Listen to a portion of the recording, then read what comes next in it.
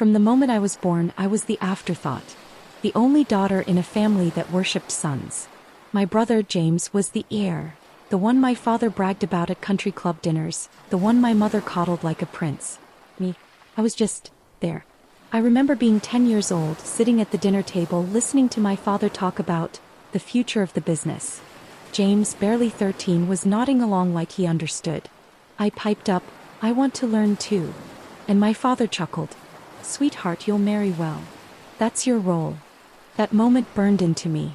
I rebelled the only way I could, by being better. If they wouldn't give me respect, I'd take it. I majored in accounting, graduated top of my class, interned at the firm summers and winters while James partied in Europe. And my father? He promised, "If you prove yourself, the firm will be yours one day." So I did. I worked late, fixed mistakes James made, even saved a client from a massive audit disaster. I earned my place. Then the day my father retired, he handed the keys to James. Just like that. No explanation. No apology. Just a pat on the shoulder and a, "You'll always have a role here, honey." First I stayed. Maybe if I proved myself again, they'd see. But James made it clear, I wasn't wanted. My reports were overly meticulous. My suggestions disruptive. My clients reassigned. 3 months in, I was effectively a ghost. So I quit. I found a job at a smaller firm. Less prestige, but at least I was valued. Meanwhile, my parents were off on their grand retirement tour. Instagram posts from Santorini, yacht parties in Monaco. Not one call.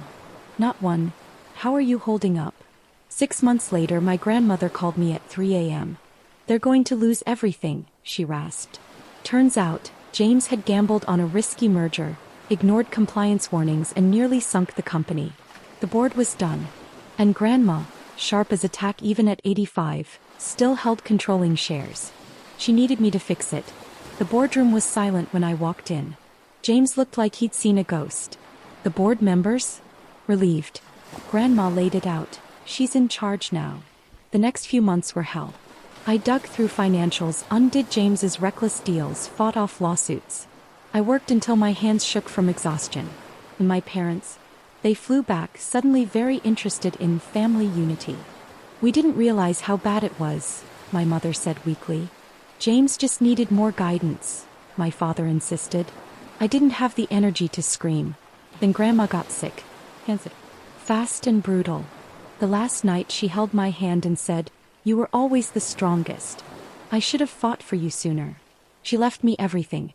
The shares. The estate. The legacy. The aftermath. The firm is thriving. My parents, they're polite. James, he's working for me, though he'll never admit it was my doing. And Grandma, I wish she could see it. But maybe she already knew. Because in the end, I was the one who saved them. And that's enough.